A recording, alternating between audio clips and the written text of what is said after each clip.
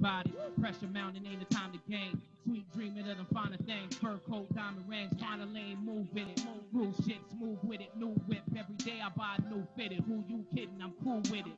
Spending got a new limit. Fuck old chicks, got new women. I'm hot now, my watch wow.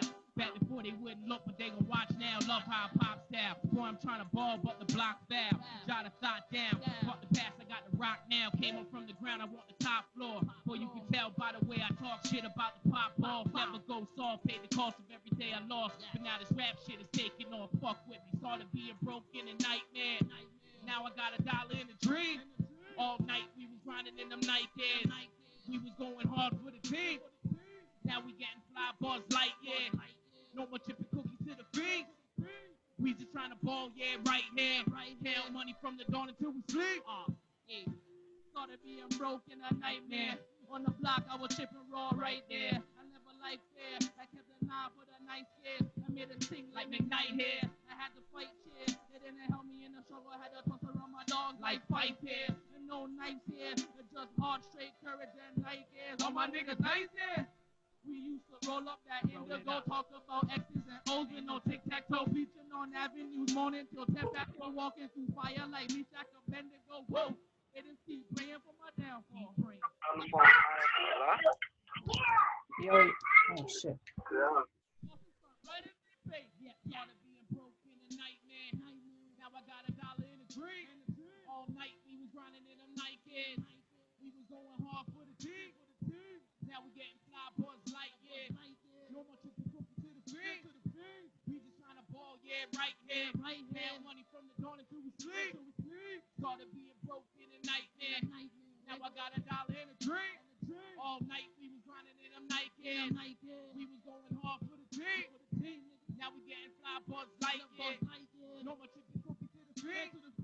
We just trying to ball, yeah, right here. Now money from the dawn until we sleep. Motherfucker.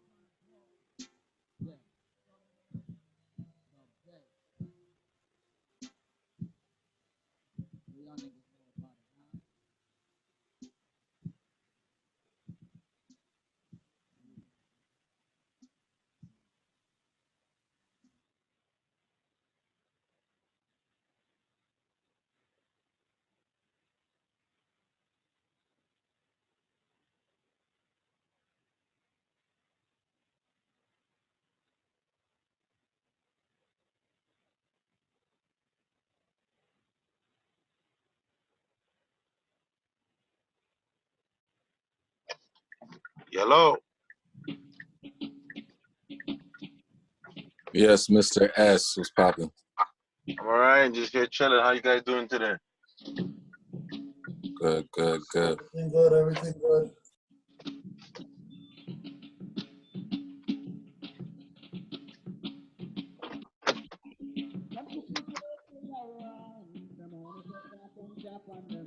Hey, I can't hear the music right now.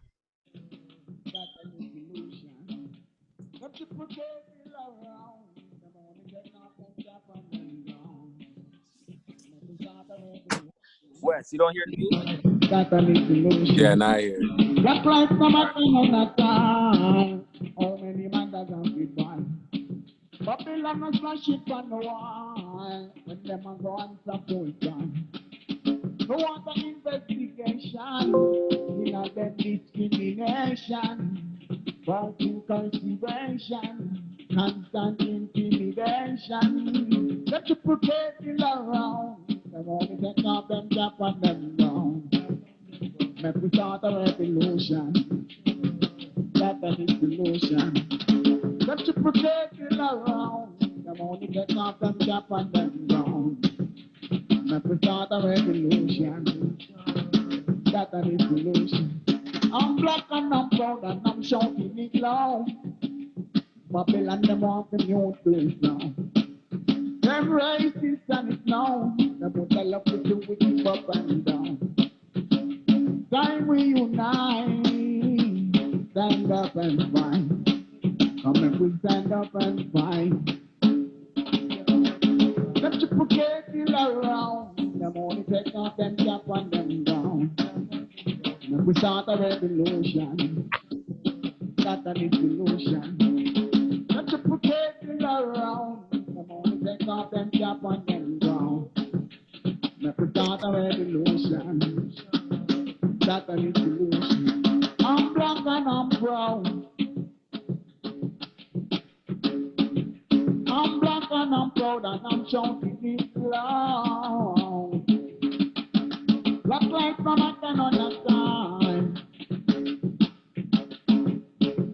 Them to put their kill around.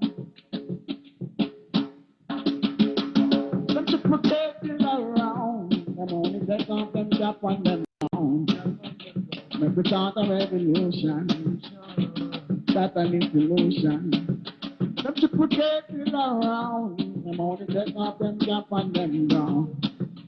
Make we start a revolution. That's a new solution. Make we start a revolution.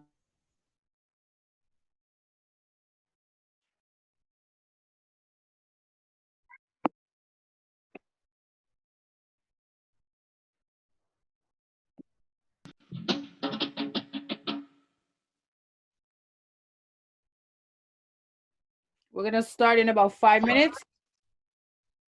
Just wait for a few more people to log on. You can continue playing the music. Just so you know, these are songs from some inmates that are currently incarcerated.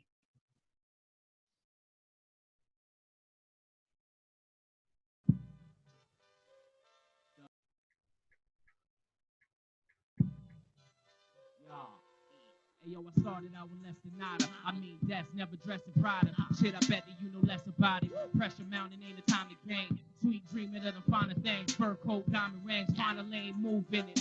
Groove shit, smooth with it. New whip, every day I buy a new fitted. Who you kidding? I'm cool with it. Spending got a new limit. Fuck old chicks, got new women. I'm hot now, my watch wow.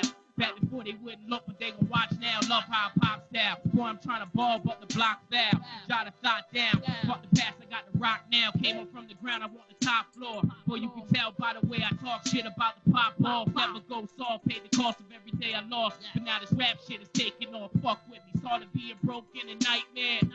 Now I got $1 in a dream. All night we was grinding in them nightmares. We was going hard for the team. Now we getting fly bars light, yeah. No more chipping cookies to the fiends.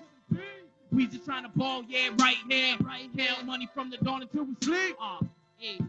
Started being broke in a nightmare. On the block, I was chipping raw right there. I never liked fair. I kept a 9 for the nice scares. I made it sing like McKnight here. I had to fight shit. They didn't help me in the struggle. I had to toss around my dogs like pipe here. And no knives here. Just hard, straight courage and night gears. All my niggas nice here. We used to roll up that indigo, talk about X's and O's with no tic-tac-toe. Preaching on avenues, moaning till 10 past 4, walking through fire like Meshach Abednego. Whoa! They just keep praying for my downfall. Keep praying. I pray for rapes in the safe. That's right. I pray to free me up out of this danger. Jim Charleston start right in their face. Yeah, started being broken a nightmare. Now I got $1 in a dream. All night we was grinding in them Nikes. We was going hard for the team. Now we getting fly bars light, yeah. No more chicken cookie to the fiends. We just trying to ball, yeah, right here. Hand money from the dawn until we sleep. Started being broken a nightmare. Now I got $1 in a dream. All night we was grinding in them Nikes. We was going hard for the team. Now we getting fly bars light, yeah. No more chicken cookie to the fiends. We just trying to ball, yeah, right here. Hand money from the dawn until we sleep. Motherfucker. Yeah.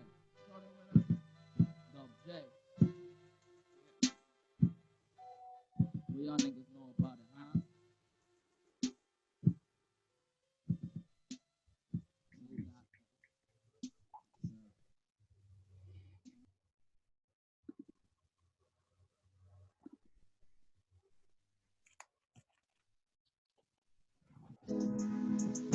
Yeah.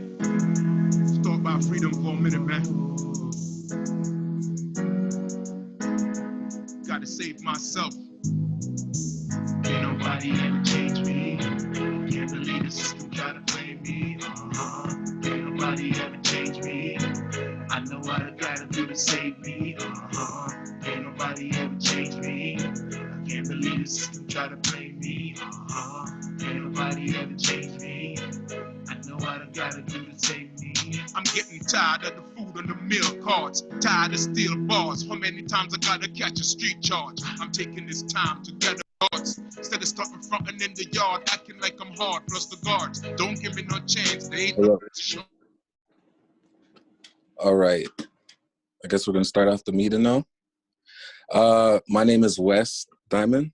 Co-hosting with Zia Brown tonight.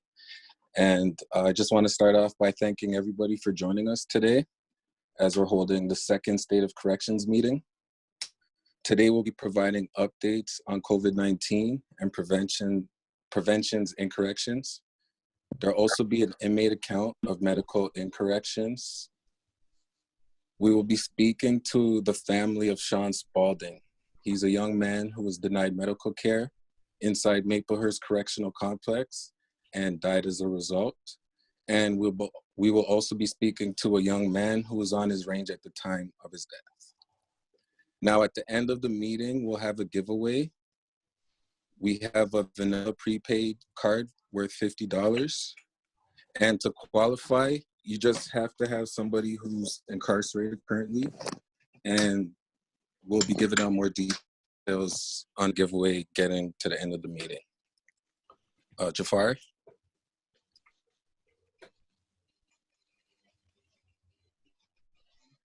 Yes, hi everyone. I just wanted to welcome everyone to tonight's Think Twice first virtual forum. This is our second installment. I hope everyone's coping with these societal changes. We know that these are hard times for everyone, and we just hope everyone is continuing to be safe as we are continuing to transition into this virtual world. Before we start tonight's event, I just wanted to share some group guideline just so we can go through tonight the most efficient way possible. First and foremost, we have a zero tolerance rule for disrespectful remarks that promote hate speech, threats, etc. That being said, if things do get carried away, we may result to ushering people out of tonight's panel discussion. However, we do promote brave and safe space, meaning we don't want you to censor your speech. We do not like censorship, but we still want to maintain respect for one another's thoughts, opinions, and experiences. Second, we ask that people please remain on mute unless you are presenting. This is for the respect of those speaking and you all who are listening. I know for me, my mom loves to yell while she's on her phone calls for people back home or family members back home. So that being said, we know that everyone is busy and are still doing things during this conference. We do ask that the mute button is used. The mute button is first button on the bottom left corner. If folks do end up coming off accidentally, the host does have their controls to put you back on mute. Third, I do ask that people use the chat options. Everyone has access to this chat. If you don't get the chance to speak for any reason possible, or if you even have a burning question to ask, the Think Twice staff will be monitoring the chat and taking down all the questions for tonight's question period that will occur later on during the forum. But please use the chat. I've been in several sessions and honestly, the group chat is my section. And anytime I'm in the group chat, I swear it's lit. We want everyone to know that the seminar will be recorded via Zoom recording feature. These recordings will be used completely for Think Twice archives and social media updates. That being said, there is also a feature for your video to also be off, and that is located on the second bottom left corner, right beside the mute button. If you'd like to share in the discussion and invite others, you can also use the sharing options located on. There's like a little button on the top left corner. It's like an I button where it says share. You can copy the link and send it out. For phones, I believe it also says under the share option, you could just share it out to whoever. And I now invite Jackie.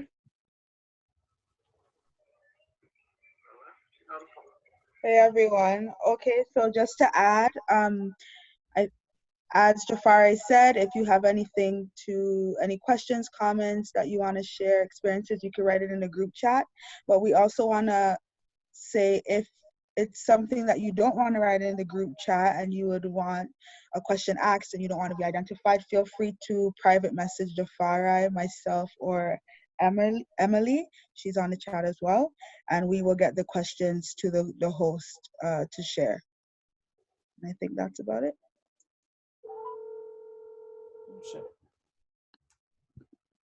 Yeah, so just remember, everyone, that if there's any supports or if you need help with anything, again, Jackie, Emily, and I will be here to monitor the chat.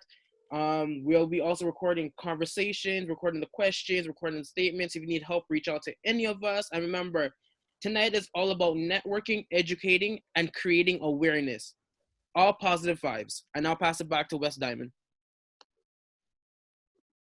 All right, thanks, Jafari. So I just want to do a quick rundown on who we are. We're Think Twice International, founded in 2006, and we assist in eliminating the impact of inequality and social injustice amongst racialized young people in the criminal justice system. Our initiatives assist individuals to think twice and unlearn negative behaviors. Some of our initiatives include leadership programming in federal institutions, such as Kings to Kings project that brings youth into the institutions, the Trap documentary, which is a video documentary that that documents 8 people who are currently serving life sentences, and the Dying to Live production, which is a play that we produced, and it's to raise awareness for mental health and gun prevention. Why are we doing this? To raise awareness for the community, to provide a platform for the forgotten to speak, to formulate a plan of action, and to advise those and receive advice from those with lived experience on how to navigate the system and connect with people who may be able to provide support. Why is awareness important for the community? So before we even continue, we have an artist who's going to perform a poem for us today. Sniper, go ahead. Hello, all.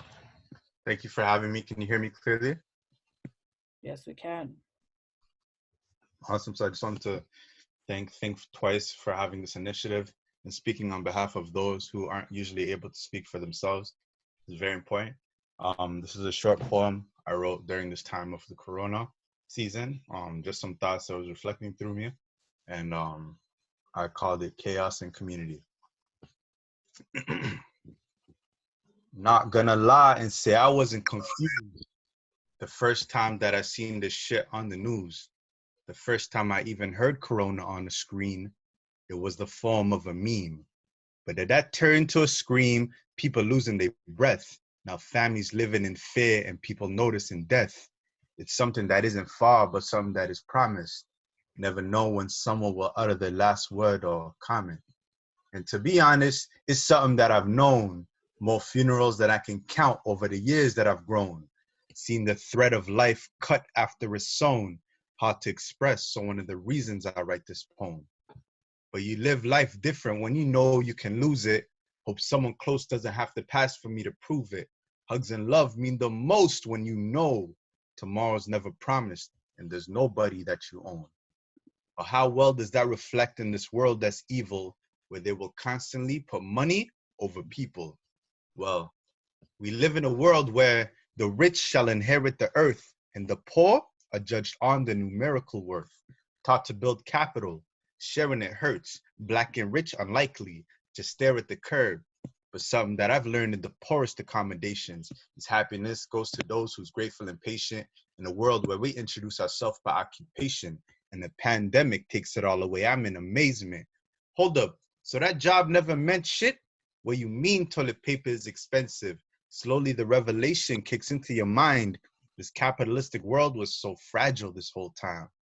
So cash doesn't rule everything around me. People do. The evil dudes, the one that we see on the TV news, well, bund them. Real strength arises from me and you. Use chaos as the fuel to unite us and be the glue. And that's the beauty of it, the silver lining, the moral of the story that God was hiding. The more oppression and fear we face, the more resilient we become. I may die one day, but I'll keep fighting for it till it's done. So love your close ones, please, if you haven't yet. I wish I said I love you more is my only regret. Thank you. Yeah. Thank you, my brother. Talent. I love talent. Yes. Appreciation. Bless up yourself. Make sure you put your contact in the message in case anybody wants to contact you. That's big. Love it. So we're gonna start with updates. Last week, we met and we talked about some of the issues that we find within the provincial institutions, especially focusing on COVID-19 and the lack of prevention and sanitation. So after we met, the Thursday, I got a call from a ministry that said that the guards receive masks in provincial, which was great. So the guards in provincial now have masks. The inmates don't have it as yet. We still have the battle of the need for soap and supplies. So that we're still battling with that, but I just want to update you. So guards in provincial receive masks. Inmates in federal receive masks as well. And then we'll have someone to speak on that update in a second. We still have the issue of the South where 60 inmates who were tested positive plus 120 from OCI were sent to the South. So that's a serious concern. In speaking with the ministry, they said that they're quarantined, and after 14 days, they're hoping OCI will open again, and then they can transfer them out. But that's not a guarantee. I know that a lot of inmates have been transferred from the South to the East to make room for these inmates. So that's an issue inside. There's inmates that have called to say that there are people on their range at the moment. You're not using the phone? Yeah. So those are some of the issues that we face. So we still have the issue of prevention, the lack of soap unless you have the funds to buy it through canteen. We have the excessive lockdowns. We have the complaints from inmates who are targeted and punished if they complain about some of these issues. So we still have a journey ahead of us. But at this moment, we're just going to speak to someone from a federal institution who will be calling in to let us know what the updates are where he is, if he's on the phone.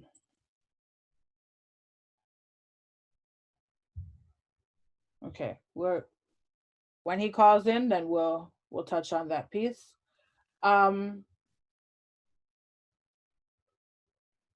All right, so today we're going to focus on medical incorrections. A lot of people have complaints about medical care. Right now, we're talking about provincial. We can also touch on federal, but we're talking about provincial at the moment. If you could put it on the PowerPoint for me. And Mr. S, we'll start with you just to open up. Good evening, everybody. My name is Mr. S.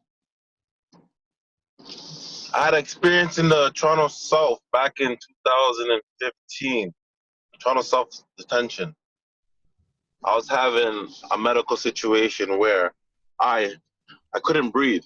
I was struggling to breathe. I woke up and I pressed the button. I didn't get no attention until I started kicking the door. And finally, a correctional officer came to me and asked me what my problem was. And I said I pressed the button multiple times saying that I have a problem and no one's coming to help me out.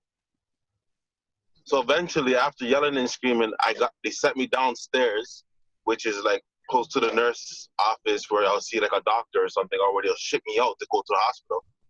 And they made me sit in the cell for about an hour or two. Still, I haven't seen anybody. sat there for an hour or two, and they told me to take a Tylenol. They told me you'll be all right. I didn't end up leaving and going anywhere. I did not see a doctor or a nurse. They end up sending me right back to my cell.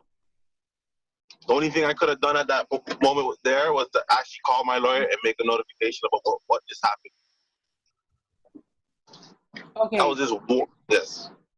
So replay a little bit. So before you went in, you were diagnosed with something. How did that work? All right. So before I went in, I was having some vision problems, and I had an appointment to do an MRI.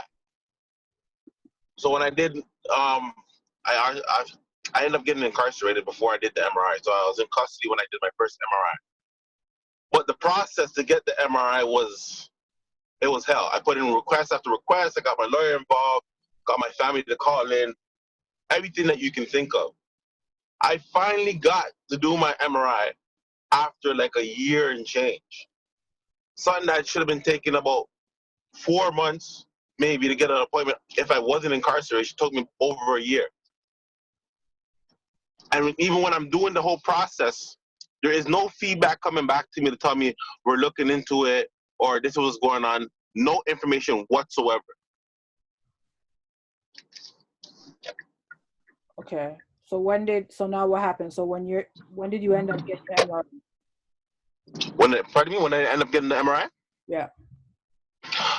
So, like I said, I ended up getting the MRI completed about a year and change, just before I was transferred to another jail.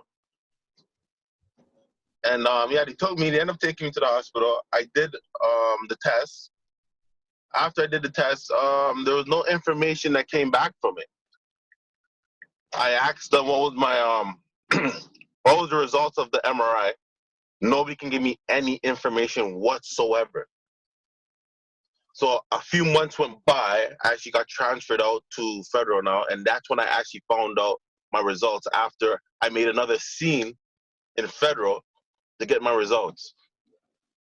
And that's when they realized there was a mass in my brain. Okay. And then what took place there? How did they move in federal? So even with federal, I still had complications getting what I needed from them.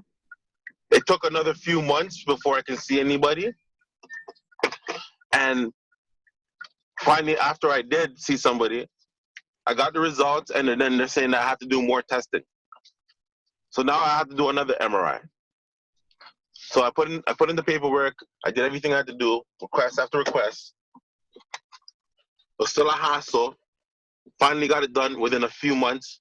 I'm gonna say maybe about 8 months before I got to do the MRI again.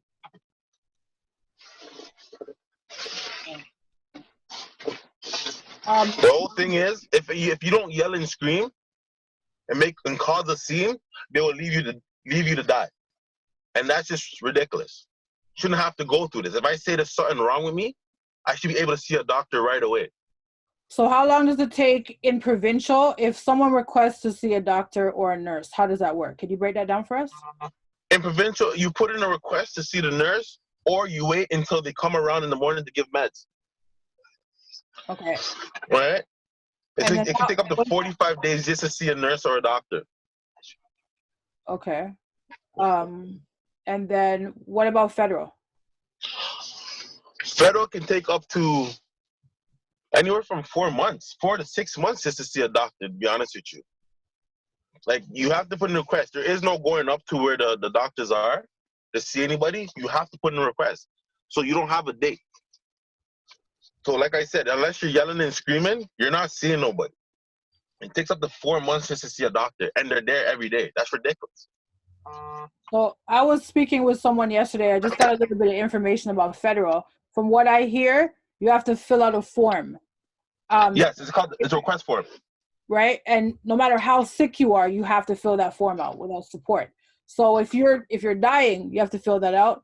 If you don't know how to read, you have to fill it out. Yes. And then I was told that there's a button in federal in your cell. So if you need an ambulance, you can press that button. Is that true? Not if you need ambulance. When you press this button, it sends a message down to the guards, and then they're supposed to come and see you. But you can press that button 100 times, and they still won't come to you. Okay. The best time to actually get any kind of help is to wait for them to do their hourly walk, depending on where you are, and then eventually you can tell them, listen, I'm not feeling well, I need to see somebody. And if they feel like, okay, you know what, you look like you do need to see somebody, then they'll take you. If they don't feel that way, they'll leave you. Okay. When I was in federal, I know of someone that asked for help multiple times, saying that they weren't feeling well, put in as much requests as possible. They said everything's okay, go back to your range, everything's okay. That person end up dying in their cell. Wow, that's mad. That's mad. Someone just called in from the pen, and he's just gonna talk about updates real quick. Sorry to cut this part of the conversation, but go ahead. Hello? Yeah, they can hear you. You guys can hear him? They can hear me? You can hear me? Yeah, we hear. Yeah, we hear you. Go ahead. Okay. Yeah, I called last week. My name's Dre. I just want to give you an update what's going on in the federal system. As of last week, I believe Thursday, now it's routine for all the inmates in the prison, all the prisoners, and we all get masks now. So the healthcare went around and gave us instructions on how to use the mask, whatnot. Every 24 hours, they provide masks. But then as of, I believe it was Monday now, instead of just giving it to us at the desk, so it's up to you now to go get it. So it's not mandatory that you wear it, but if you want it, you can go get it. So they're available now. Like, I would say that's a little bit of progress, because at least they made it available. And just to touch on the topic there, but I think the brother there kind of summed it up very well in the sense of the healthcare in the federal system. You had to see a doctor 4 to 6 months. Yeah, 4 to 6 months. And you got to put in a request. And this is the worst place to get sick, because if you have something, you really have to make a scene. You can't take no for an answer. So you have to make sure, if you got to get to the hospital, whatever, you got to make sure, because these people put you off and tell you to go to a nurse. I honestly believe they get deals on Motrin, because it seems like that's the prescription for everything here. Take up Motrin. And I don't know the case that he was talking about somebody putting a request, but that actually happened in this institution about 3 years ago. It's documented. I'm sure you guys can look it up. But the inmate went up to healthcare, told him that he was sick. They told him to go to his cell. He ended up dying. I mean, so this is routine where guys know they feel something. They know something's wrong. You know your body better than anybody else. So if you know something's wrong and you tell these people, they tell you take a Motrin, they tell you you got to put in a request, they tell you, and then you suffer through it. I mean, healthcare, the healthcare is the last place I go, unless I know that, because it's just the truth of it. I mean, and the way they treat you, it's horrible. That's basically my experience. Okay. All right. So, what advice would you give the families who have family members that are in jail right now? Like regarding like if their loved one is sick or has some type of healthcare problem, I think you definitely have to reach out to the warden. So you send them faxes, you send them, you call. You see, they only pay attention when you bombard them. But as I said, once again, I said that earlier, us inside the walls, we don't get that type of respect. We don't, I guess we're animals to them. So unless our people in the community saying, listen, this is what's going on, this is what's going on, a lot of times they don't pay attention. Or as you said, we have to make a scene. We're not locking up. Why do I have to do that to receive some form of healthcare? I mean, you have to act like an animal to be treated like a human. You know what I'm saying? So, it's kind of, yeah. Sorry, go ahead, because I'm getting distracted by something I'm seeing on here now. But go ahead. Sorry. Okay. Yeah. So basically, that's kind of the way it is. I mean, me personally, if I really need healthcare and I feel it's something like that, I'm not gonna let them kill me in this place. So I'm gonna do what I gotta do. I'm gonna take drastic steps and drastic measures to get what I need. But for the most part, you deal with your pain. Like if you have whatever, you just deal with it. Man. You toughen up because a lot of times it's the headache that you're going through these people, and what you have to do to get assistance. A lot of times it's just frustrating, right? So, but if you really believe that it's something that you know it's life and death, you got to do what you got to do to get that assistance. Right? That's how it works. Right? They're not just gonna bring you out to the hospital. They're not just gonna. There's no doctor here on site every day. They're making a doctor come whenever he does come, and they put you on some list, and you have to wait. So if you believe that something's wrong, something broken or something, you have to kick and scream. Because if you just say something hurts, they're gonna say, well, okay, you know what, put some ice on it. Meanwhile, your arm's broken or your finger's broken. Do you know what I mean?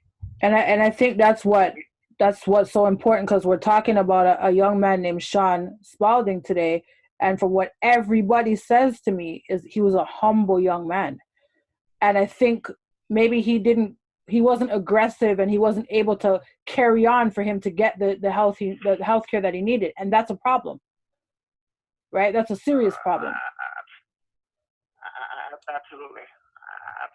But we thank you for calling in, and we're gonna have you come back at a later date and really talk about programming and the lack of culturally sensitive programming and what needs to be done. So we bless you for calling in, and yeah, we look forward to seeing you, hearing you. You have a good night. You take care. All right, you too. Bless up. Zia, we have a few comments in the section over here, in the chat section right here. For him? Based on the whole conversation currently. For SA, we have, it's worse in federal, and no doc in the Bay right now for months. And I emailed commissioner, they said that there is, which is basically completely untrue. And from R, we have, my fiance was in federal and now it's out, and still, after all the requests put in, still hasn't seen the doctor or dentist. And then we have one more from Andrea Page. And it reads, I have heard many stories like this from my son in federal. While in provincial, he had an infection that got so infected without treatment, we were worried it went septic. Like mentioned, it is risky to advocate for fair punishment. I have many stories like this from his time inside. Yeah. Thank you. Hopefully we'll be able to connect people with some supports. If there is anyone that can help with that, please message in the message, the chat. And also, if you could send us your information, and we'll try to link you with the right people.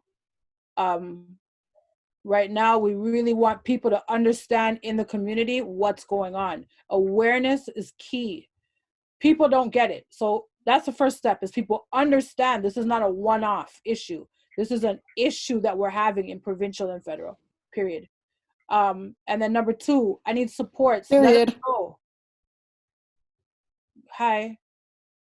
Let us know if you have any supports that you can offer the people.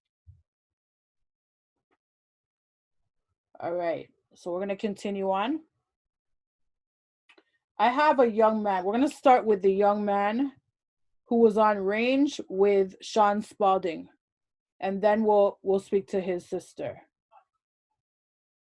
Although she's not on yet. I wanted them on together, but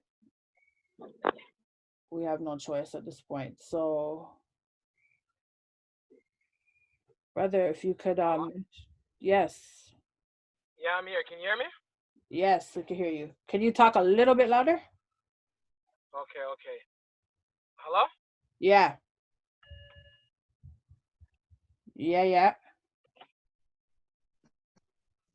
Oh? Yeah. Now you're good. You know? Yes, perfect. Okay. Okay, so can you introduce yourself, please? My name is Marlon, but a lot of people within the institution, federal and provincial, know me as Nice. Okay. How did you know Sean?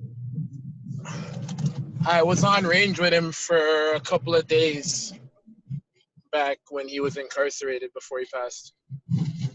Okay, where was he and what range? We were in Maplehurst, and if I can remember correctly, I think we were on 9E. But we were on the 9th floor. I know that for a fact. Okay. Can you just explain what you did know of him? Like, what type of person was he? I was only on range with him for a couple of days before all this happened, but just the vibe that I got from him, he was one of those, just chill, not on no badness, not a bad mind person, just one of those good people, right? Okay. So what took place before he passed? Pretty much, we were let out of our cells. We had breakfast in our cells in the morning time. We got out onto range like we do whenever it is that they let us out, which is slim to none at Maplehurst. But yeah, so everyone just went on. They did their morning count. Then everybody went on as their daily routine. Whoever was playing cards played cards. People worked out, did their laps. Whatever it is that you decided to do with your time, right? Okay. But at some point, some of the man on range realized that one of the guys, I didn't know at the time, was curled up on the bench, what we call the bus stop, up against the wall. And he was laying there for a while, so they went up to him and they asked him what was wrong. He said he wasn't feeling good. His stomach was killing him. So they told him, try and see healthcare. So whatever, they went up to the glass. He ended up going out. He was gone for probably about 2 minutes. I'll say 5 minutes at most. He got back on range. When the man asked him what happened, he said they either gave him Pepto-Bismol or whatever it's called, or Gravol, and told him he'll be good. It was just a stomach ache. So they put him back on range, and he did a 1-2 laps, said he was trying to walk off the pain, but it didn't happen. So it hit lunchtime now. We eat in the cell, so we had to get locked up. He locked up at that point in time. There was no issues. We all locked up, had dinner, had lunch in our cells, got back out a few hours later. It was the same thing with him where he was on the bus stop, laying there, curled up, like he was in pain, like in the fetal position, like he was in pain. You know what I'm saying? At this time, this is when he started. He went up to the glass and he's like, yo, I'm not feeling good. I need a doctor now. Guards, this is when guards were telling him, oh, you need to put in a request. There's no doctor here. Then they said that they'll bring the doctor. No doctor came. All the way up until we went into the cells to go and eat dinner, which is at like 5:30, something like that. Got back out for the little last hour that we usually have at the end of the night. We were all chilling, whatever. Same shit with him. Nothing changed with him throughout the day other than him trying to beat a 1-2 lap to walk off the pain, as he said, right? Yeah. So it gets to the end of the night now where it's time for final lockup and counts and everything and whatnot before we go into the cells. And as they're telling us to lock up, Sean walks towards the front of the range and he tells them that he's not locking up until he sees the doctor. He's been complaining about his stomach all day. Nobody's done nothing about it. He's not going in his cell. And there was a blonde white shirt, I guess they're what you call the captains in provincial, looked at him and told him, I'm not dealing with this right now. I'm trying to start my weekend. You can deal with it with the night staff or you can deal with it tomorrow. And then that's when he pretty much reluctantly walked in towards his cell. He walked into his cell because he figured there's nothing he can do. And honestly, there is nothing that you can do. Right? Right. If you find a guard that somewhat has a heart and somewhat cares, then maybe they'll bring you to healthcare. But most of them is just, we're in there, we're criminals, right? So we don't get the respect. We don't get that. We don't get treated like an everyday civilian outside, right? Right. So I guess you can say a couple hours into the night, we were on the same range. We weren't cellies or anything, but I was in the cell directly underneath him. So I was in cell 6. So if I can remember correctly, he would have probably been upstairs in 15 or 14, depending on how the range was set up. Middle of the night, we're here, and then all you hear is from dead silence to all you're hearing is bang, bang, bang. I need help. I need help. Get a guard. I need help. I need help. I can feel like, you could. I didn't know which cell it was coming from, but there was only one person that was really complaining about not feeling good, so I automatically thought it was him. Then when all the guards rushed on range and whatnot, they ran upstairs and I could hear the door open above my cell. I could feel the vibration from when it hit the wall from when they opened the cell. So I knew it had something to do with him. And then when I went to ask the guards what happened, oh, we don't know. We don't know. That's all they would tell us. They don't know what happened. I still don't know. Well, actually, if I wasn't for all of this, pardon? Sorry, not. If you could just mute your phone, please. Go ahead. Hold on, you just cut out. What'd you say? I'm talking to the people. If they can mute their phone, but go ahead. Okay. Yeah, so like it was a few hours before one of the guards said that he passed. None of them said on how he passed or what was going on. So we were locked in ourselves. There was at least. Sorry, can you repeat that? Okay, that's his sister's on now. Go ahead. Can you repeat that? I can hear. Can you hear me? I don't know. My phone. Oh. I'm gonna plug it in to speak. Hello? Hello? Hear you. Now here. Can you hear me now? Yeah. Okay. Yeah, I hear now. I'm here. After a couple of hours, pretty much one of the guards that knew.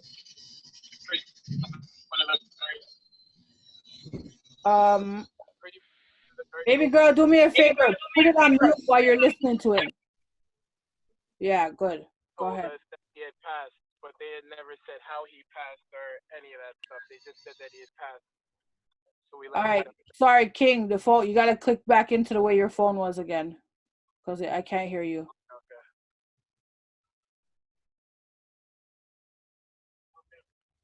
Okay. Yeah.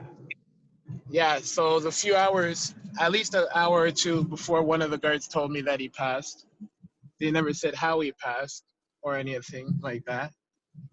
And then it was at least a good 5-6 hours before they took him out of the cell. Even then, still nothing. Guards were up and down. I can't say what they did in the cell, but they were up and down, up and down. Sorry, did you just say 5 hours? At least 5 hours before they took him out of the cell. Yeah. Wow. At least. Because my toilet was clogged and they kept telling me that I couldn't use the washroom until they removed the body from the range. And oh my God. It was at least a good 4 or 5 hours. No exaggeration. So now I have a question for you. The white shirt that said that she has to go out that weekend. What happened with did she get let go or is she still there? I don't know because I was just in on a possession for the purpose. So I wasn't there for long, so I got back out. But I got rearrested recently within the last, I would say, 2-3 months. And yeah, I still see her there. I don't remember her name, but I know exactly what she looks like. Yes, I do still see her there. Did anybody come and talk to you guys about what happened? There was a special investigator and I guess the police that came in to speak to us when it all happened. Hello? Hello? Sorry, was that the same guard, the girl that saw him last, right? Yeah, that was the same one that you got into the argument. Yeah. When he was underneath the phone booth and he couldn't get up, right? Yeah, yes. Yeah, evil. Yes, it was. Because I know what she said to him, that he looks like he needs to go to the hospital, right? Somebody should help him. Yeah. Bitch. Yes, that's the exact one that I'm talking about. Yeah, I very much remember because I have this with the paperwork that says that she said that. Yes. Can you tell his sister just met like real quickly what happened prior to him passing? Can you just say that part again so she can hear, because she missed all of that? From the beginning? Just Not really. I just want to know, like, you see, when at the like during his lunch, Yeah. like I was told he wasn't feeling well. He asked somebody else if he could have went to the shower before them. I wouldn't say, I don't know of personal conversations that he had with people, but I know for a fact that I had a conversation with him myself. Yeah. And he told me himself that he wasn't feeling good, right? I won't speak for what anybody else, with him and anybody else, but me and him had a personal conversation, and he told me himself that he wasn't feeling good. Yeah. Right? And when he was speaking to you, like you could tell he wasn't feeling well, right? You could tell he wasn't feeling good. I couldn't tell what was wrong with him, but he couldn't even sit up to talk to me. Yeah, because he was really in pain. He was laid out in the fetal position with his head pretty much covered over by a towel, talking to me. Oh my God. Okay, sorry, I don't want to hear no more of that. Sorry about that, but yeah. What Sorry, did they say that the hurts. cause of I don't death want to was? hear that. No, I definitely know, but this is the stuff that they hide from people. Okay. Who's that? I hear another voice. No, it's just myself. Well, at least if it's not somebody else. No, I heard somebody say, "What's the cause of death?" Though, who said that? Oh, That I didn't didn't sound hear like your voice. that. No. I'm very good at voices. That was not your voice. Oh, okay. I'm by myself. I'm driving right now. Is there somebody else in the chat? Because I heard another voice. There's a lot of people on There's here. many You're people. on the chat right now. There's No, but I hear somebody chime in. Who was that? Somebody just asked a question. Who was that? someone asked a question, but we'll have them ask it later. So you can speak now. Any questions? They got to write it in the chat. Okay, guys? Okay, so we're gonna let you have the floor right now. Brother, we'll come back to you after, okay? Yeah, no problem. Thank you very much. Okay. All right, baby girl. It's your floor right now. So I have some questions for you that we went over yesterday. Yeah. And I'm gonna get to it right Sorry, now. I don't know if you guys can hear that static sound. We can hear it, but it's okay. I want you to tell me who your brother was. It's because so basically, Sean Curtis Fall is my baby brother, born November 27, 1993.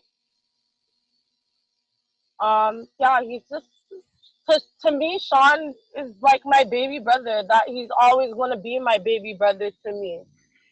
I'm always going to remember him as the little quiet child who didn't argue, he didn't fight, definitely did not argue or fight with anybody that I know of. Like, he's just always such a quiet, humble kid, always working, always just like, always on to the next thing, like, of what I can do to make my life better, right?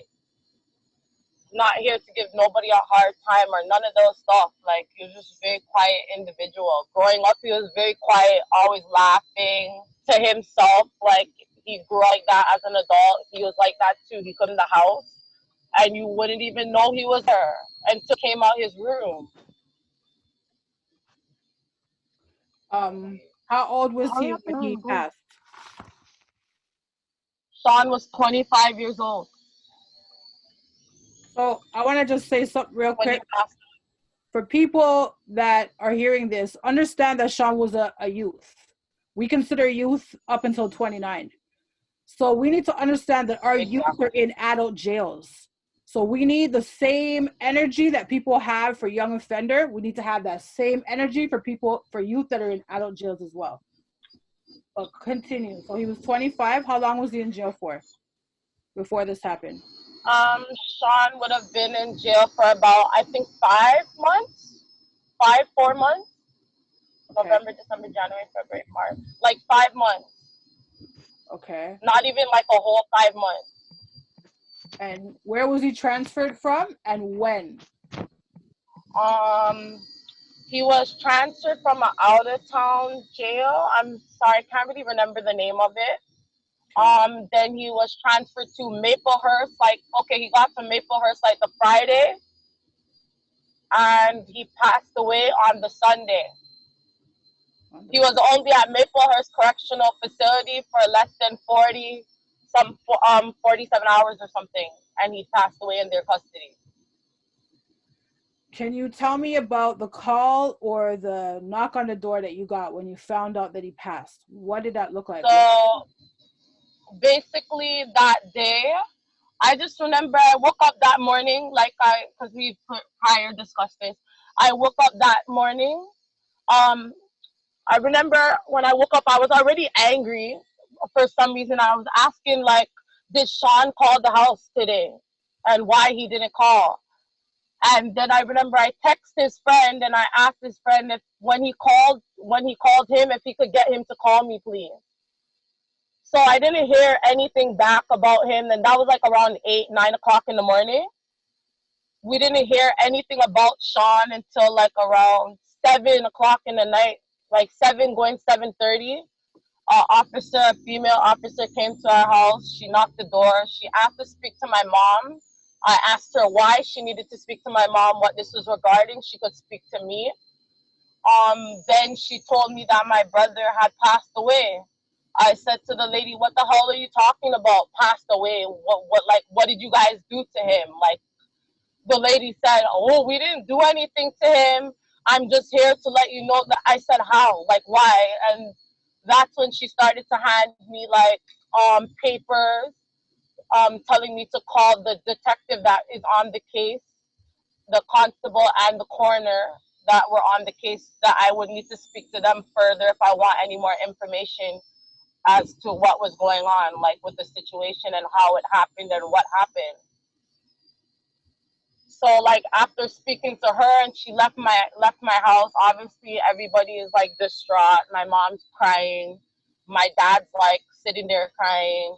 I just kind of, as I was being told that like he passed away, I kind of had like a moment where I froze. Because like after I asked all those questions, like, what do you mean, what? I kind of like froze for a little bit. Like I had an outer body moment where I felt like I was like standing and looking at myself and everybody in the room with me, and I wasn't moving. Right. Then I just remember I cried for a little bit. I remember going outside, like after having that feeling, I just remember feeling cold. I went outside and I actually like had to scream like 3, 4 times, like just scream and ask God, like, why him? Like, why not me? Because it doesn't make any sense. He doesn't argue, he doesn't fight, he doesn't do anything to anybody. And somebody like me is the total opposite of him.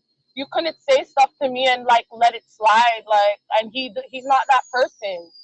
So I just had a moment where I had to ask God, like, why? I don't understand. If you had to take anybody, why you didn't come for me, and why you didn't leave him? Because he was here for a reason, to make a difference in other people's lives, because he differently touched mine. Right.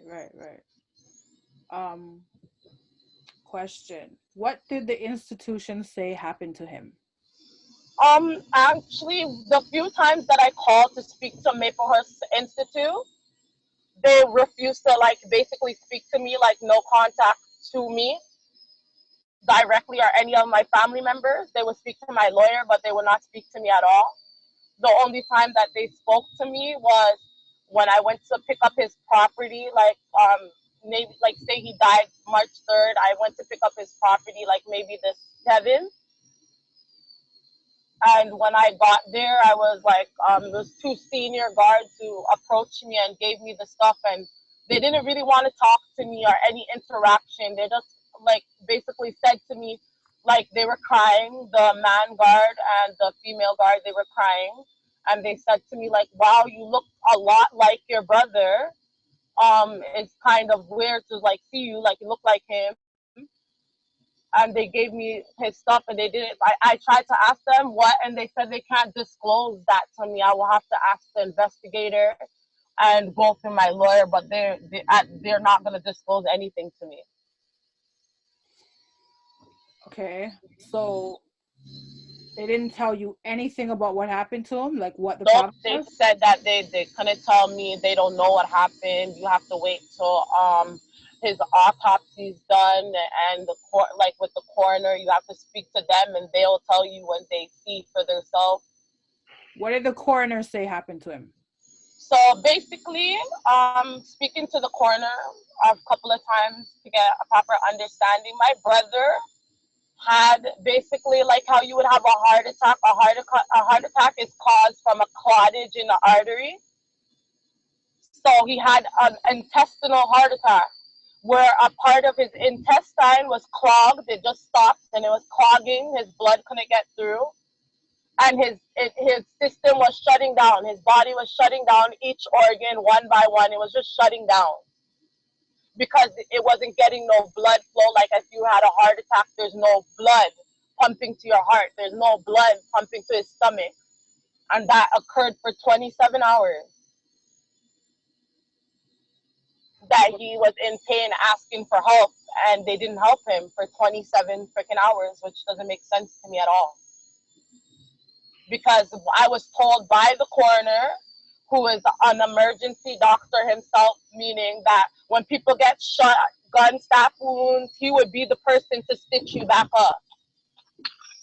He said to me that it would have been absolutely impossible for you not to see that he was dying. He was dying in front of your eyes and nobody helped my brother, which makes no damn sense to me because if he was home, we lived beside a hospital. I lived 2 minutes away from the freaking hospital.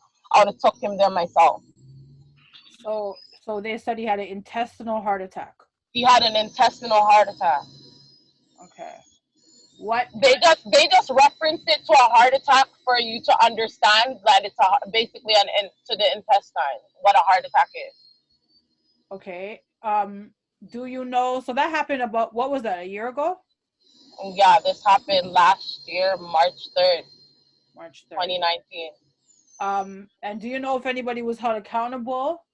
Was anyone? Nobody has been held accountable because I still go through my lawyer. I just had before all of this coronavirus, I just had a major meeting with a lot the council, like the people at Humber River, their coroners and other coroners, and the coroner that examined my brother, and also other coroners that had a chance to look at his file. And they explained to me that basically in this situation, it takes a long time when you're putting towards a case towards like an institution, because they're going to cover themselves to the fullest. They're not going to want to take responsibility for what happened to him. So if I want to get anything done, either I have to wait till they what is it called again? There's something another, I can't remember what it's called though. I have to wait till after so I can take them to court trial, or they can do their own free meeting trial with the coroners and doctors and like the staff from Maplehurst and the guards, where they're allowed to speak freely. Meaning that anything that they say, like if a guard was supposed to say, yeah, I knew he was sick, but I didn't do nothing, they wouldn't be held accountable for this in the meeting. But if I proceed other than with what they're doing, then they will be held accountable. It's like you change the law by making the meeting, but trying to say that nobody will be held accountable. I can make a difference with the jail, but nobody will be held accountable.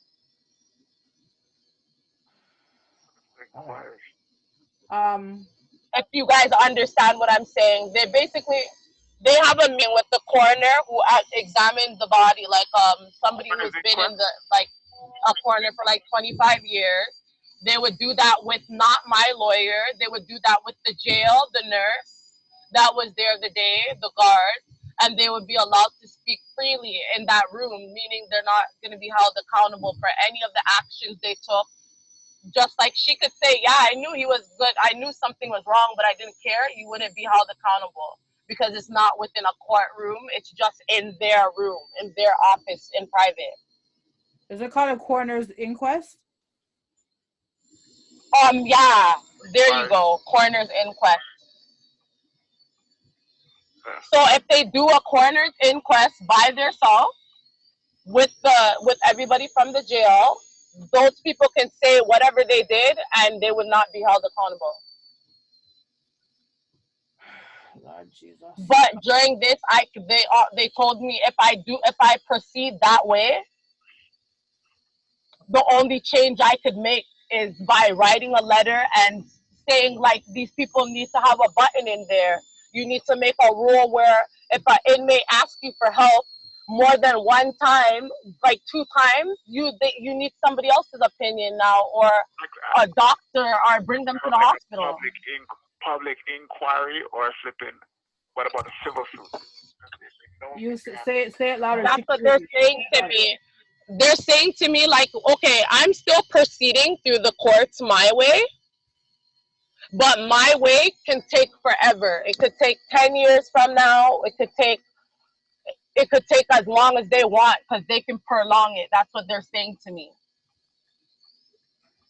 Okay. But if I go through a coroner's inquest, I can write a letter. I can specifically say I want this done in the jail to make a difference, and they can enforce those rules with, like, they can make a reason why and enforce those rules.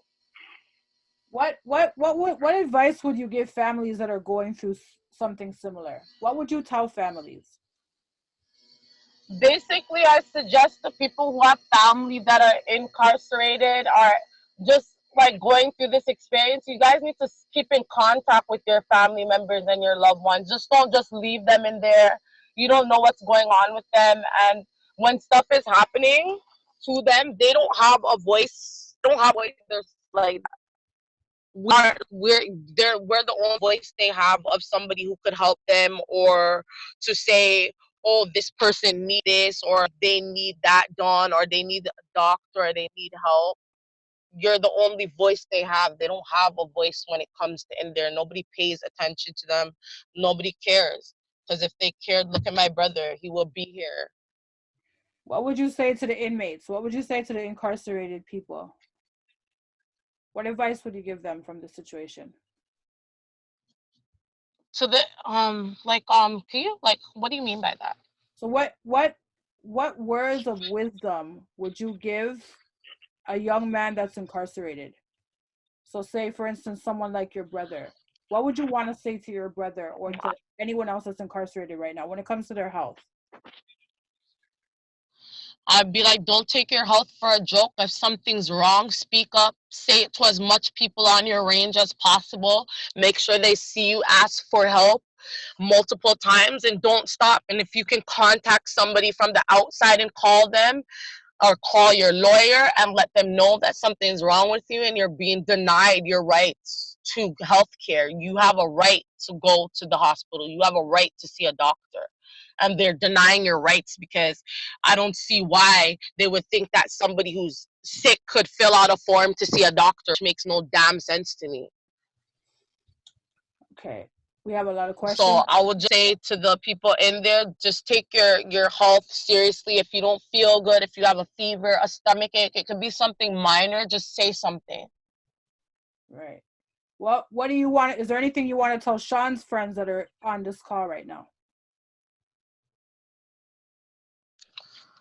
Not really. I hope that now that you guys get a little closure from knowing what happened to him, right? Because it is hard for people to come ask me or talk to me about it. And it's something that was hard for me to cope with, right? Because just me saying it is something very hard for me to cope with or speak about. I don't talk to nobody about this.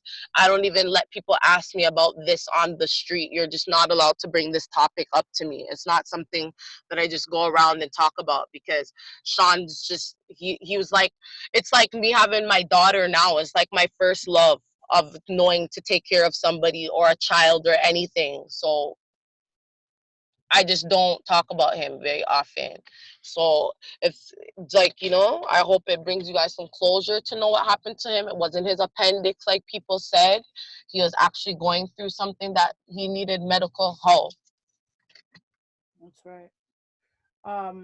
Can you tell us what got you through the hard times? What got you through the dark times after he passed?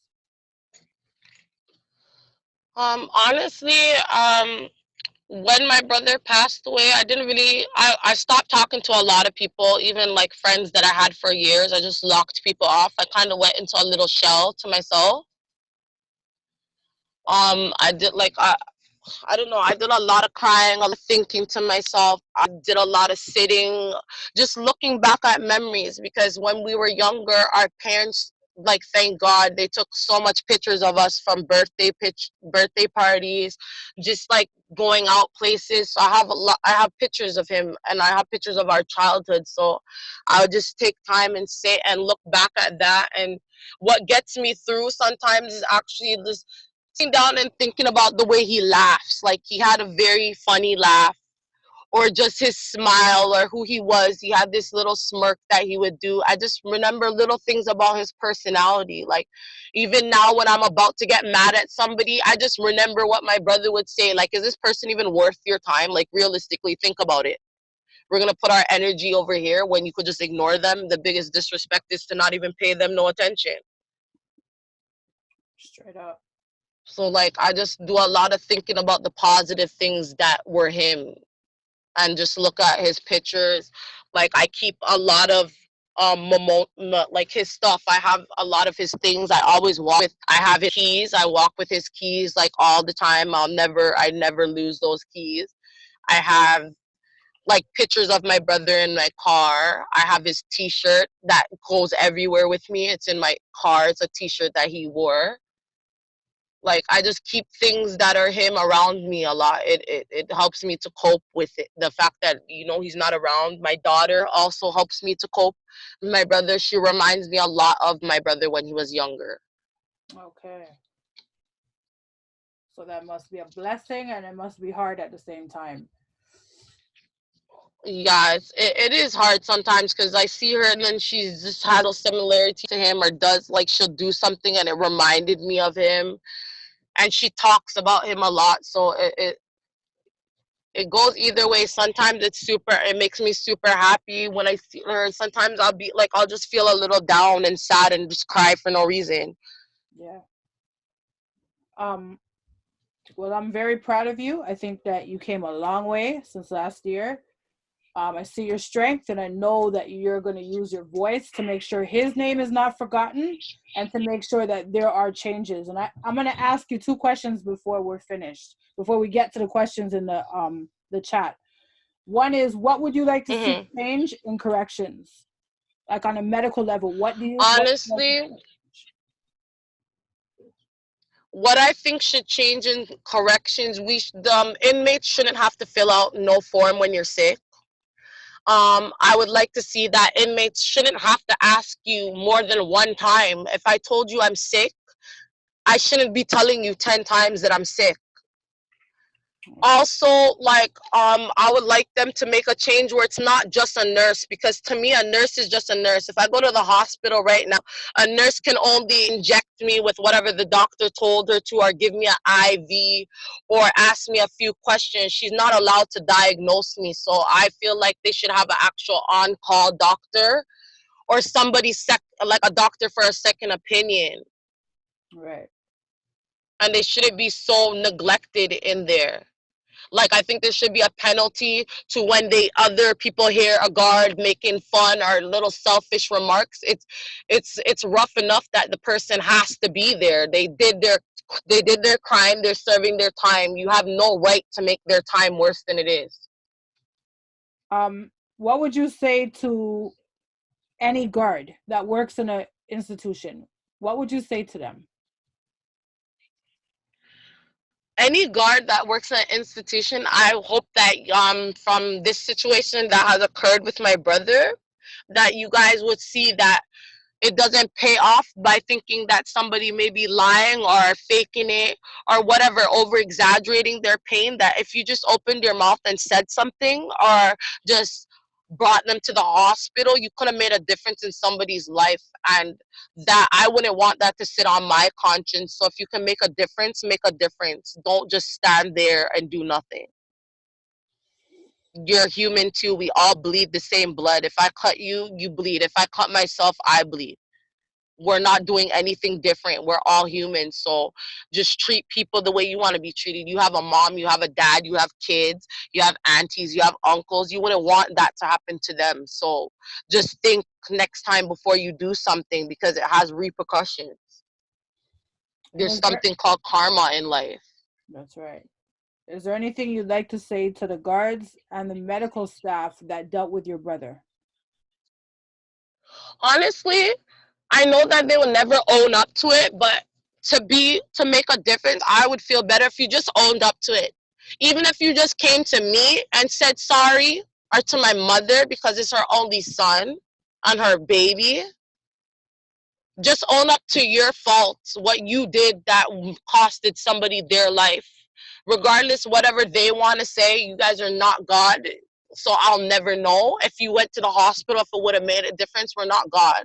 So just stop playing the hands of God. Just make a difference. That's right. And thank you so much for speaking. We're going to get to the message board. So Jackie and Jafara, if you guys could take over this part.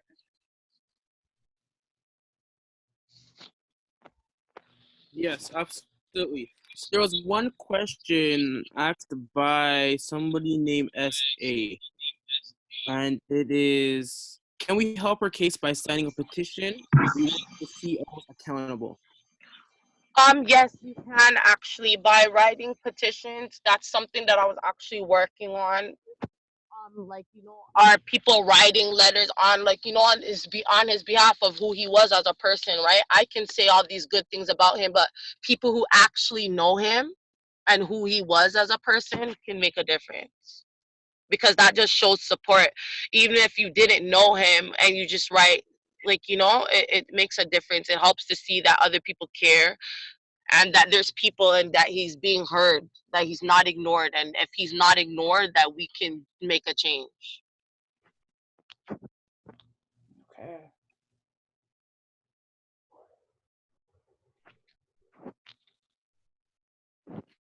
Hello? Yeah, we're waiting Yes. for the message board. Is there anybody else? We never got much questions, but they were actually taken in the story completely. There was a lot of like shout outs. There's a lot of sympathy. They were asking about the petition. Do you have any link, or can you share the link for the petition? Well, I don't think she's done that yet, but that's something that we could definitely work on. Definitely. So if anybody would like the link or the information for the petition when it is ready and done, please send us your contact info and we'll be able to send it to you right away. Yeah, we'll work on that. We can share some of the comments of encouragement that's here. There's one that says, such a strong woman. I'm praying for her and her family. Such a tragic they had to face. We're thankful for you sharing your brother's story. And then there's another one that says, you are strong and fierce. You are strong and fierce, and your grief breeds righteous rage. Thank you. Amen. Amen. Yeah. And if there's anybody else that has any questions, any remarks, anything they want to share. Anybody? If anybody wants to ask me something, don't be afraid to ask me, because I will answer. You guys have a right to ask, so don't be afraid. I have a quick question. I'm not sure if you touched on it earlier, but how much media attention was brought to this? And if there was any at all, what effect did that have?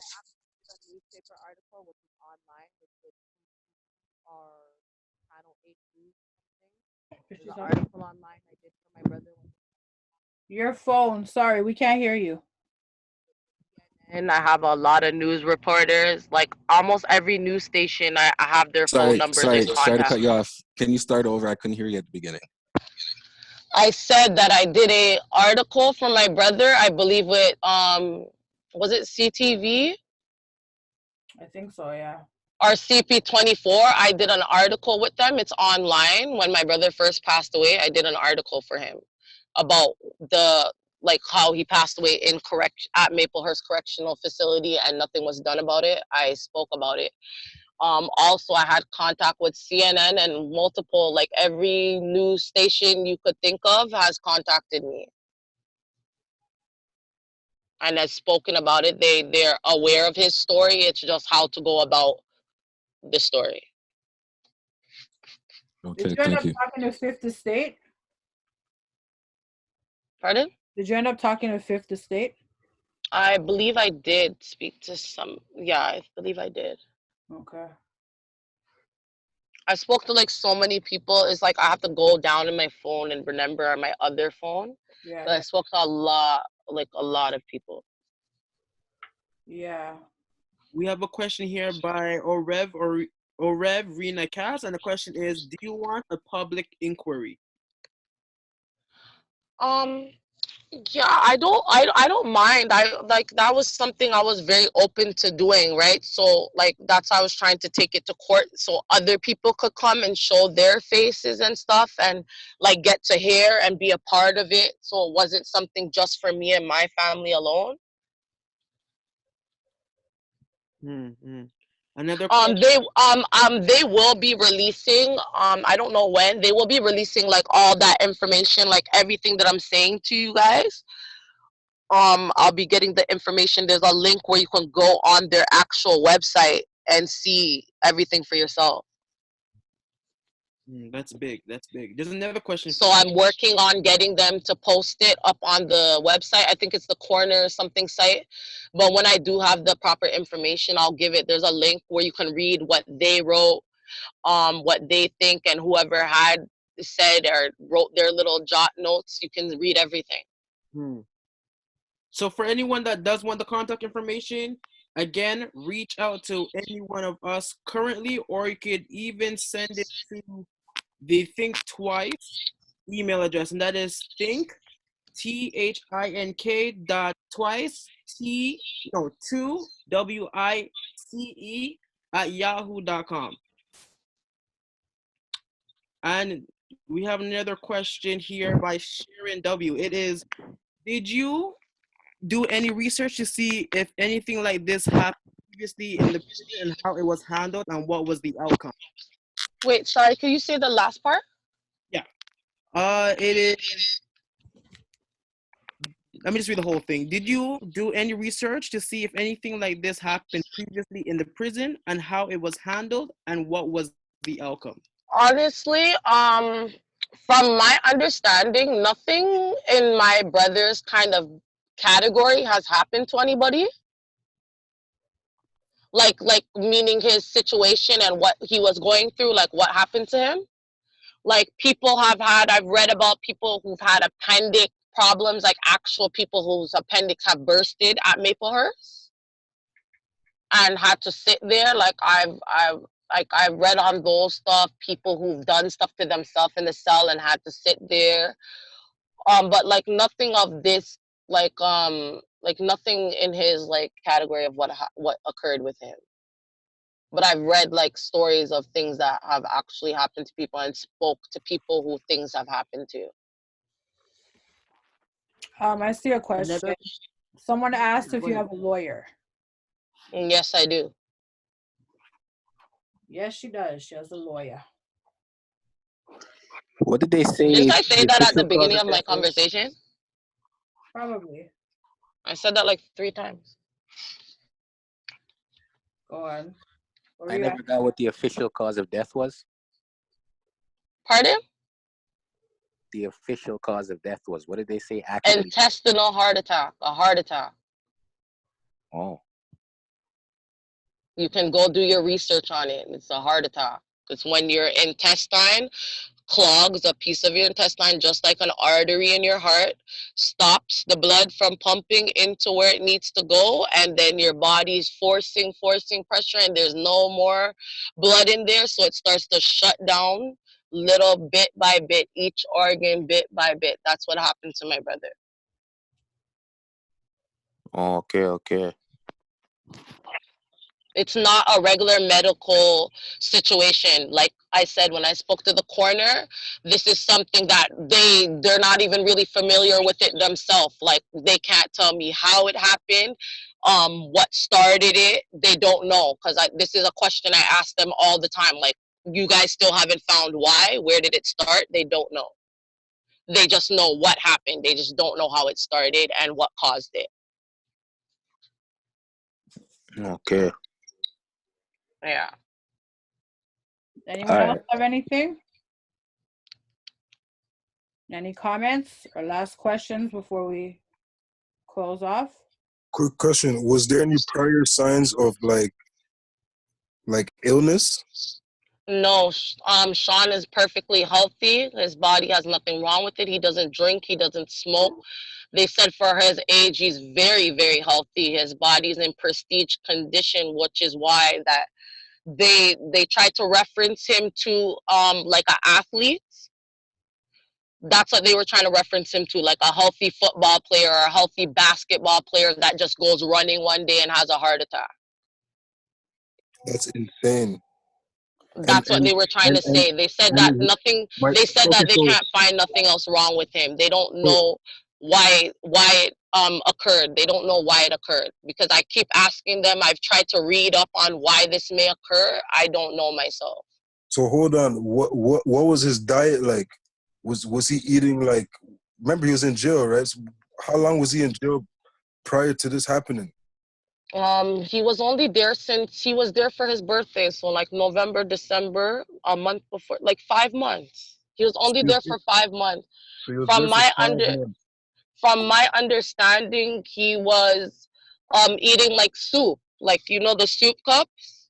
Okay, so that's not a bad diet. That's not gonna give you a heart attack. No, that's what I mean. They said that like when they did the autopsy on his body and opened him up, they checked like the heart, they checked his kidney, his lungs, they took samples of fluids from his brain and other parts of his body to make sure. And they, from like, not only from me saying he doesn't drink or smoke, there's actual evidence that this person does not drink or smoke.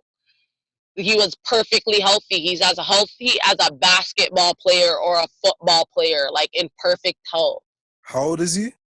25. Well, now he's So heart 26 attack is years old. definitely not what happened. That's not a heart attack. I didn't say a heart. I said intestinal, meaning your stomach. Intestinal.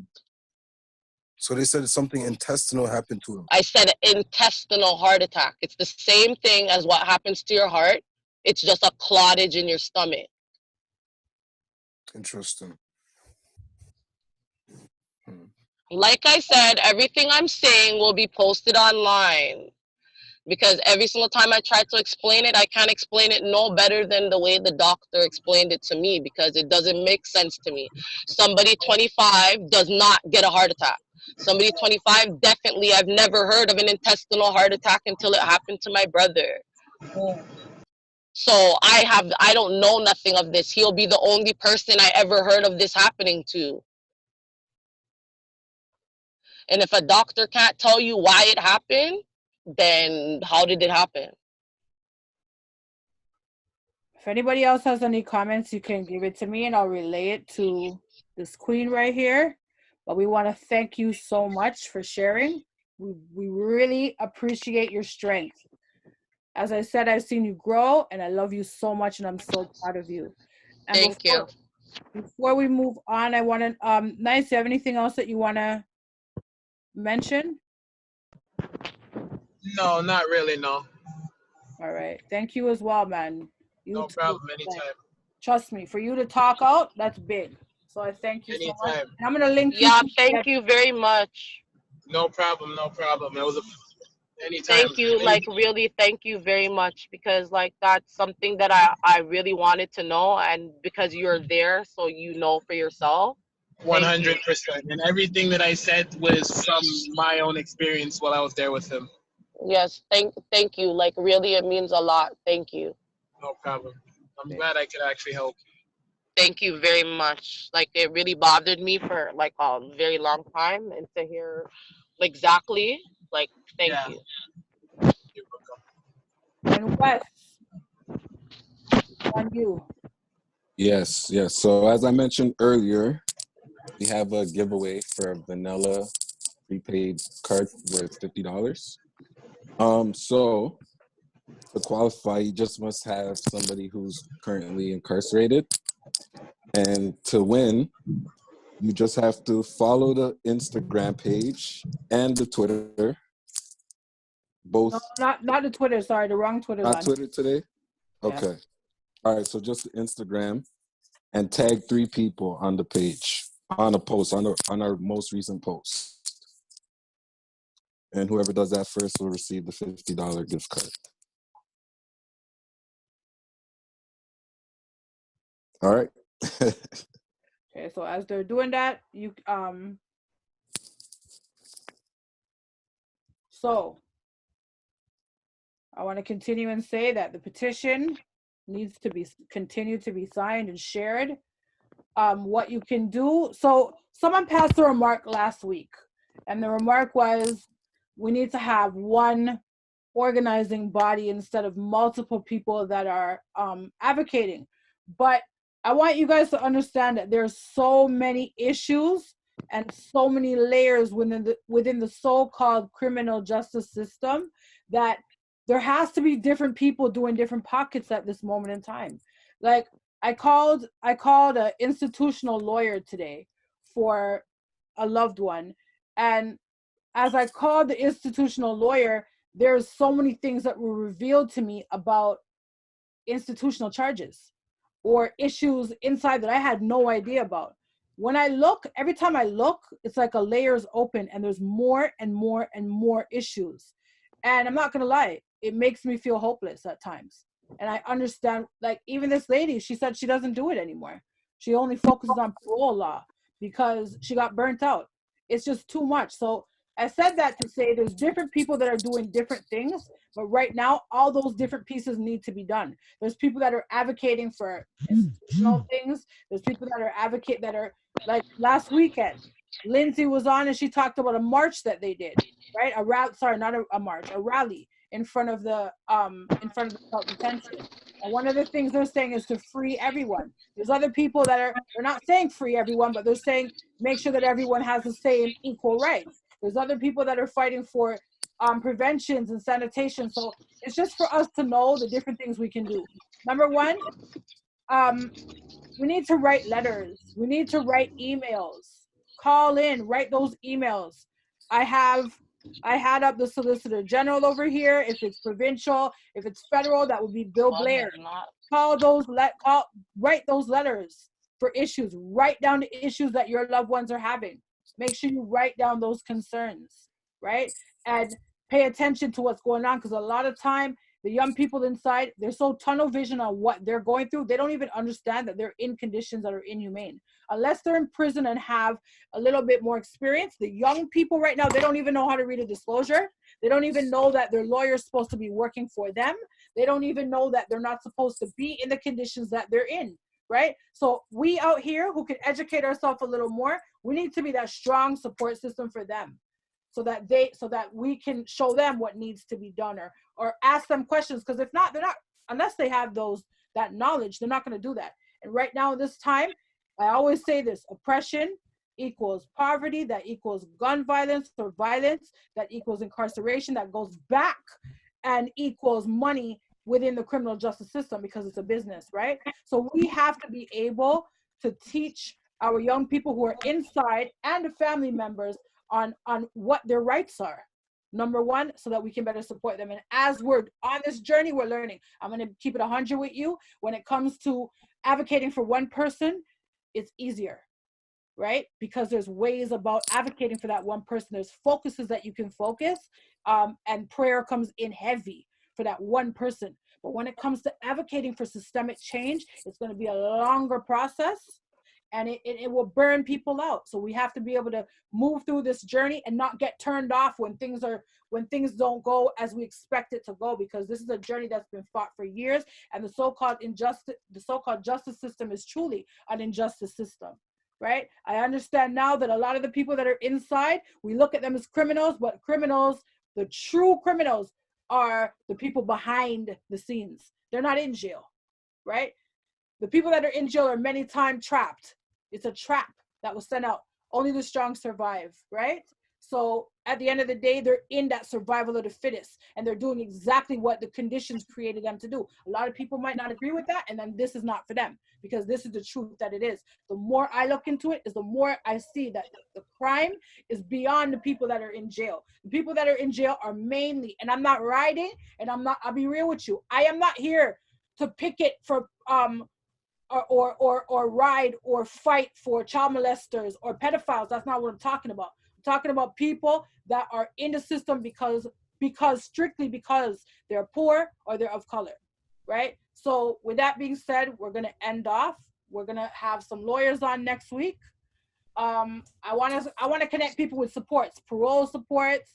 I want to connect people with criminal defense lawyers that could go for bail. I want to connect people with institutional lawyers, because I didn't even know there was such a thing, right? So we're going to start to have on some professionals that can give us some advice and support some of the family members. I want this to be, it will always be a place where you will see men that are inside calling in. You'll see family members or people that have come out. This is going to be their platform, but we need to get connected with some supports. I wish I had a lawyer on today, to be honest with you, to give us some advice. Maybe if we could try to reach out to a civil lawyer as well, because there seems to be a lot of problems that we need to address. But other than that, if anyone else has any comments or questions, this is the time to do it. I know there's some families that were supposed to speak about their loved ones and the medical care that they didn't get. So if you'd like to share, this is the time.